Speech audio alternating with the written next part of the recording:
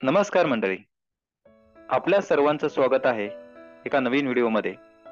आणि daily positivity dose, दैनिक सकारात्मकता dose हा जो माइंड मेंटरिंग प्रोग्राम आपण सातत्याने घेत आहोत, त्याच्या अंतर्गत आपला आजचा विषय आहे आपली मनस्थिती सातत्याने प्रसन्न ठेवण्याचे काय काय फायदे होतात आणि त्यासाठी आपण सहज सोप्या पद्धतीने कोणकोणत्या गोष्टी करू शकतो. तर बघा की प्रत्येक व्यक्तीला त्याचं जीवन चांगल्या प्रकारे राहण्यासाठी आणि चांगल्या प्रकारे जगण्यासाठी काही जीवनावश्यक गरजा असतात, काही गोष्टी आवश्यक असतात. त्यामध्ये चांगल्या प्रकारचं शारीरिक व मानसिक आरोग्य असेल, त्याशिवाय सर्वांशी सुमधुर नातेसंबंध, तसंच मुबलक पैसा. या तीन अत्यंत महत्वाच्या गोष्टी प्रत्येक व्यक्तीसाठी आवश्यक असतात, महत्वाच्या असतात. म्हणजे थोडक्यामध्ये पैसा असेल, नातेसंबंध असतील, आरोग्य असेल, तसंच जीवनामध्ये इतर कोणत्याही महत्वाच्या गोष्टी असतात, परिस्थिती असते. तर प्रत्येक बाबतीमध्ये चांगले चांगले परिणाम मिळावेत किंवा परिस्थिती चांगली असावी असं प्रत्येक व्यक्तीला वाटत असतं. आणि यासाठी आपण काय केलं पाहिजे की जर आपल्याला कोणत्याही बाबतीमध्ये आर्थिक काही समस्या असतील, नातेसंबंधामध्ये काही समस्या असतील किंवा आरोग्याच्या समस्या असतील किंवा जीवनामध्ये इतर काही समस्या असतील, तर त्या समस्या दूर करण्यासाठी आपण आपली मनस्थिती सातत्याने प्रसन्न ठेवण्याचा प्रयत्न केला पाहिजे. जरी आपल्या समस्या काही मोठ्या असल्या किंवा कठीण असल्या किंवा आपल्याला अवघड वाटत असल्या, तर त्यातून आपल्याला बाहेर पडण्यासाठी संत तुकाराम महाराज यांनी सांगितल्याप्रमाणे मन करारे प्रसन्न सर्व सिद्धीचे कारण, यानुसार आपण सातत्याने आपलं मन किंवा मनस्थिती प्रसन्न राहील अशा वेगवेगळ्या गोष्टी केल्या पाहिजेत. आता हे जर आपण केलं किंवा आपल्याला जर जमलं, तर त्याच्यामुळं एवढे आपल्याला जबरदस्त फायदे होऊ शकतात. तर हे तुकाराम महाराजांनी 16व्या शतकामध्ये एका ओळीमध्ये सांगितलेलं आहे. आणि हे एक विज्ञान आहे, हे पण आपण समजून घेऊया. याबद्दल विज्ञान काय सांगतंय की आपण जेव्हा आनंदी होतो, आपल्या मनासारख्या गोष्टी घडतात किंवा ज्या गोष्टी केल्यामुळे आपलं मन प्रसन्न होतं किंवा राहतं, मनस्थिती प्रसन्न राहते, तर त्या गोष्टी जर आपण सातत्याने करतो किंवा जेव्हा जेव्हा करतो, तर आपल्या शरीरामध्ये काही हॅपी हार्मोन्स, आनंदाची रसायनं रिलीज होतात.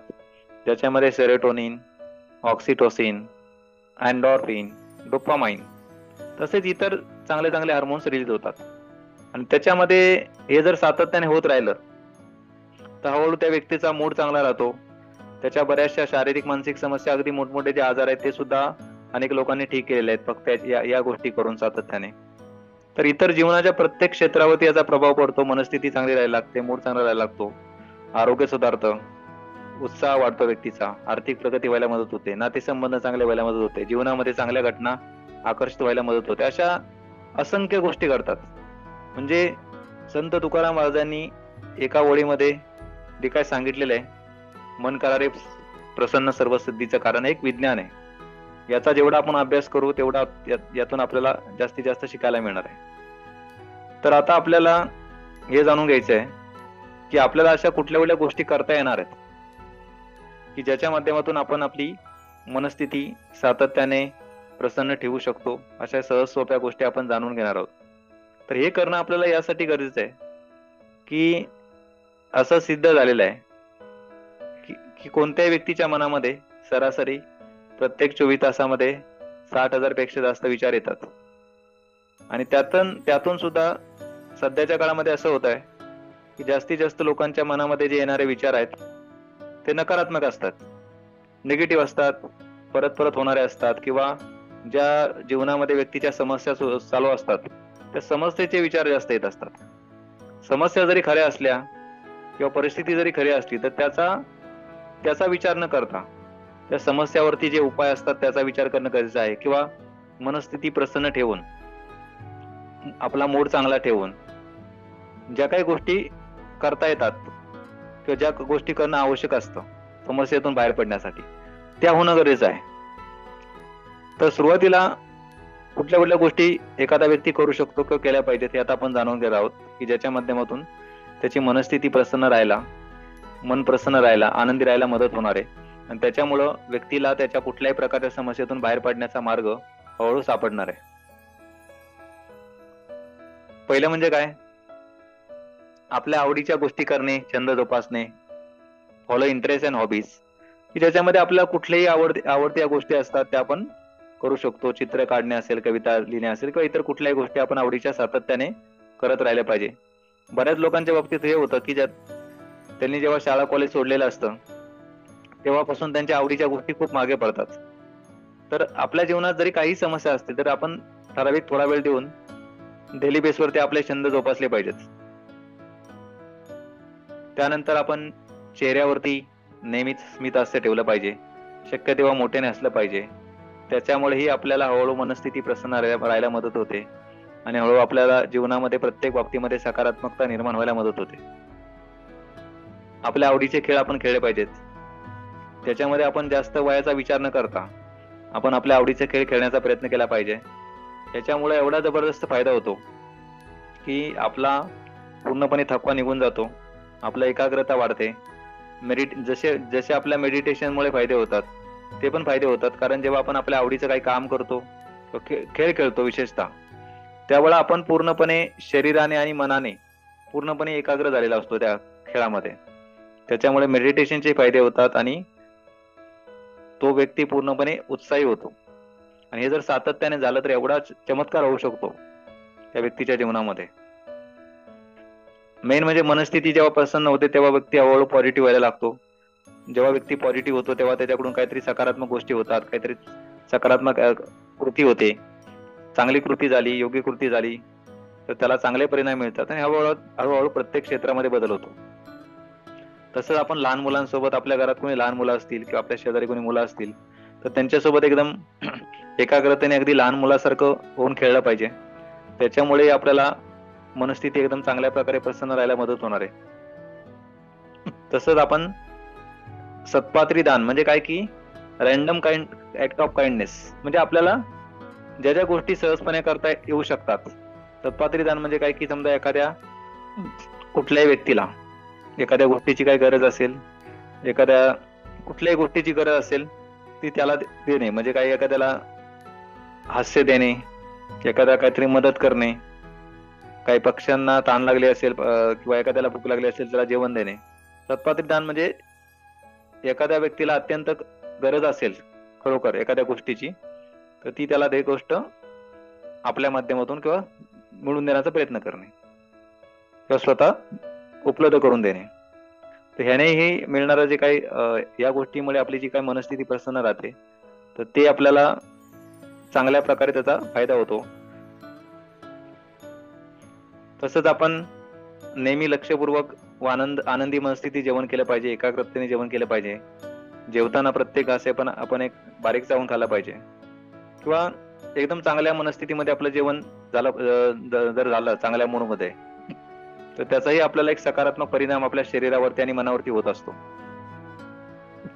त्यामुळे विशेषतः जेव्हा आपल्याला जेवण करायचं असेल त्याच्या अगोदर शक्यतो आपण थोडा मूड आपला चांगला करून घ्यायचा आहे, काहीतरी प्रसन्न मन होईल असं काहीतरी करायचंय आणि त्यानंतर आपण जेवण करायला जर बसलात त्याच मनस्थितीमध्ये जर आपण जेवण पूर्ण केलं किंवा काही बोलायची गरज असेल तर आपण काहीतरी हास्य विनोद करत गप्पा गोष्टी करत आपण चांगल्या प्रकारच्या सकारात्मक थोडं जेवण केलं तरी चालू शकतं. त्यानंतर आपण पाळीव प्राण्यांसोबत वेळ घालवला पाहिजे, खेळला पाहिजे. तर त्याच्यामुळे आपल्याला जबरदस्त मनस्थिती प्रसन्न राहायला मदत होत असते. त्यानंतर आपण काही विनोदी कार्यक्रम बघू शकतो, त्याच्यामुळे जबरदस्त फायदा होतो. आणि आजकाल ती सुविधा झालेली आहे की अगदी आपण मोबाईल वरती सुद्धा काही कॉमेडी व्हिडिओ बघू शकतो, युट्यूब वरती व्हिडिओ बघू शकतो, मूवी बघू शकतो. फक्त एवढी गोष्ट केल्यामुळे सुद्धा अगदी काही लोकांचे अशक्यप्राय आजार किंवा कुठेही उपचार होऊ शकत नव्हते किंवा कुठलीही शक्यता नव्हती उपचार होण्याची, असे आजार सुद्धा बरे झालेले लोकांचे.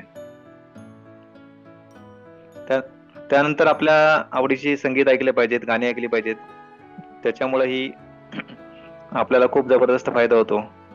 आम्ही आमच्या प्रोग्राम मध्ये हे उदाहरण सांगत असतो की एका व्यक्तीला कॅन्सर आजार होता आणि त्याने काही कुठल्याही प्रकारची शक्यता नव्हती की तो व्यक्ती ठीक होऊ शकतो, परंतु त्याच्या ऐकण्यामध्ये काही एक म्युझिकल प्रोग्राम मध्ये त्याने सहभाग घेतला. तिथं त्याला काही चांगल्या प्रकारची गाणी ऐकायला मिळाली आणि त्याचा उत्साह वाढला आणि त्याच्या मनामध्ये एक इच्छा निर्माण झाली की आपण ठीक होऊ शकतो आणि झालं पाहिजे. जीवन जगण्याला काहीतरी त्याला अर्थ आहे असं वाटू लागलं आणि त्यानंतर तो त्याची रिकव्हरी होऊन तो 100% ठीक झाला. कुठलीही शक्यता नसताना एकदम 3ऱ्या-4थ्या स्टेजमध्ये गेलेला कॅन्सर होता. त्याच्यामुळे चांगल्या आपल्या जी आवडीची गाणी असतील ती आपण ऐकली पाहिजेत. सातत्याने महत्वाचं म्हणजे निसर्गाच्या सानिध्यात पण गेलं पाहिजे. निसर्गाच्या सानिध्यात गेल्यानंतर आपण तिथं निसर्गामध्ये ज्या काही गोष्टी आपल्याला दिसत आहेत की त्याच्यामध्ये झाडं असतील, पाणी असेल, पक्षी असतील, तर त्या एकंदरीत ज्या ज्या काही गोष्टी दिसत आहेत त्याचं आपण निरीक्षण केलं पाहिजे, एकरूप होण्याचा प्रयत्न केला पाहिजे. किंवा जे निसर्गात वेगवेगळ्या प्रकारचे आपल्याला आवाज येत आहेत ते आवाज आपण व्यवस्थित ऐकले पाहिजेत. म्हणजे अशा प्रकारे निसर्ग सानिध्य जर आपण केलं तर एकतर आपल्याला मनस्थिती तर प्रसन्न होणारच आहे सहजपणे, प्लस आपलं मेडिटेशनचा पण आपल्याला बेनिफिट मिळणार आहे. तसंच आपल्याला योग्य निर्णय घ्यायची क्षमता आपली वाढणार आहे, चांगली झोप लागायला सुद्धा मदत होणार आहे. असे असंख्य फायदे होतात ही गोष्ट केल्यामुळं. तसंच आपण सर्वांशी सुमधुर नातेसंबंध निर्माण केले पाहिजेत. जर आपले कुणाशीही आपल्या जवळच्या किंवा बाहेरच्या लोकांशी काही कारणामुळे नातेसंबंध बिघडले असतील तर आपण त्यांना प्रत्यक्षात जरी शक्य नसेल तर मनातून आपण माफ केलं पाहिजे किंवा क्षमा केली पाहिजे आणि चांगले ज्यांच्याशी आपल्याला शक्य असेल त्यांच्याशी आपण नातेसंबंध चांगल्या प्रकारे टिकून ठेवले पाहिजेत किंवा निर्माण केले पाहिजेत. जरी काही कारणामुळे जर आपल्याला एखाद्याशी नातेसंबंध टिकवणं किंवा चालू ठेवणं शक्य जरी नसेल तर कमीत कमी आपण त्यांच्याविषयी आपल्या मनामध्ये कुठलीही सूड भावना किंवा बदल्याची भावना जी काय जर असेल तर ती काढून टाकली पाहिजे. आणि अशी असंख्य उदाहरणं देता येतात की मनस्थिती प्रसन्न ठेवल्यामुळे काय काय फायदे होतात. याच्यामध्ये ऑस्ट्रेलियामध्ये एक व्यक्ती होता निक व्युजॅसिक. तर त्याने जन्मताच त्याला दोन्ही आणि हात आणि पाय नव्हते. तर अशा परिस्थितीमध्ये त्याला त्याच्या वडिलांनी संदेश दिला की जर तुला निसर्ग जरी तुला हातपाय दिले नसले तरी सुद्धा तुला एक चांगला ब्रेन मिळालेला आहे, त्याच्या माध्यमातून तू सर्व काही मिळू शकतोस आणि तुला कुठल्याही परिस्थितीमध्ये जर तू आनंदी राहिलास तर तुला जीवनामध्ये सर्व काही मिळू शकेल. आणि हे त्याने फॉलो केलं आणि त्या व्यक्तीचं जर आपण नाव टाकलं गुगलवरती निक व्युजॅसिक तर त्यांचे युट्यूबला पण बरेचसे व्हिडिओ बघायला मिळतात. तर त्या व्यक्ती हा व्यक्ती एक इंटरनॅशनल मोटिवेशनल स्पीकर बनलेला आहे. जवळपास सर्व देशांमध्ये त्याने प्रवास केलेला आहे, भारतामध्ये सुद्धा तो येऊन गेलेला आहे. आणि त्याच्या व्यतिरिक्त जीवनात त्याचं सर्व काही मिळवलेलं आहे. त्याचं लग्न सुद्धा झालेलं आहे, हे आपण बघू शकतो. त्याचं लग्न सुद्धा झालेलं आहे, एका नॉर्मल स्त्रीने त्याच्याशी लग्न केलेलं आहे आणि त्यांना 4 मुलं पण आहेत. तसंच सर्व काही गोष्टी त्याने मिळवलेल्या आहेत, प्रसिद्धी, पैसा, नातेसंबंध, या सर्व काही गोष्टीमध्ये तो मिळवल्या आहेत त्याने. म्हणजे अशा फक्त मनस्थिती प्रसन्न ठेवल्यामुळे. म्हणजे थोडक्यात त्या व्यक्तीला, आता ह्या व्यक्तीला संत तुकाराम महाराज हे कोण असतील माहित पण नसेल, परंतु त्यांनी जो संदेश दिला होता ते अक्षरशः त्याने प्रॅक्टिकली फॉलो केल्यानंतर त्याच्या जीवनामध्ये चमत्कार झालेला आहे. तर आमचा हाच उद्देश आहे की आपण जे सातत्याने वेगवेगळ्या विषयांवरती व्हिडिओ बनवणार आहोत त्याच्या माध्यमातून आपल्याला सातत्याने किंवा डेली बेसवरती काहीतरी सकारात्मक गोष्टी किंवा उदाहरणं ऐकायला मिळावीत, पाहायला मिळावीत, की त्याच्या माध्यमातून आपल्याला पण लक्षात येणार आहे की आपण हळूहळू आपल्या जीवनामध्ये सकारात्मकता निर्माण केली, पॉझिटिव्हिटी निर्माण केली किंवा आपल्या मनामध्ये जी काही अनंत शक्ती आहे त्याचा हळूहळू आपण वापर करायला सुरुवात केला तर आपली कोणतीही परिस्थिती असेल, कितीही ती आपल्याला अवघड वाटत असेल, तर त्याच्यामध्ये सकारात्मक बदल होऊ शकतो किंवा पूर्णपणे आपल्या समस्या दूर पण होऊ शकतात. हे शक्य आहे. या संदर्भात आपल्यापैकी कुणाला काय प्रश्न असेल तर आपण आम्हाला फोनवरती कॉल करून विचारू शकता किंवा जर कोणी युट्यूब वरती हा व्हिडिओ बघत असेल तर आपण आपल्या जीवनामध्ये जर कोणाला काही समस्या असतील त्या संदर्भात आपल्याला काही चर्चा करायची असेल किंवा आमचं काही मार्गदर्शन सुद्धा पाहिजे असेल तर आपण आमच्याशी चर्चा करू शकता, आपल्या समस्या शेअर करू शकता. आणि त्यामध्ये जर आमच्या परीने आपल्याला जे काही मदत शक्य असेल, मार्गदर्शन शक्य असेल, ते आम्ही आपल्याला निश्चितपणे करण्याचा प्रयत्न करू. तर हा व्हिडिओ आपल्याला आवडला असेल तर आपण हा व्हिडिओ जास्तीत जास्त लोकांपर्यंत शेअर करू शकता. धन्यवाद.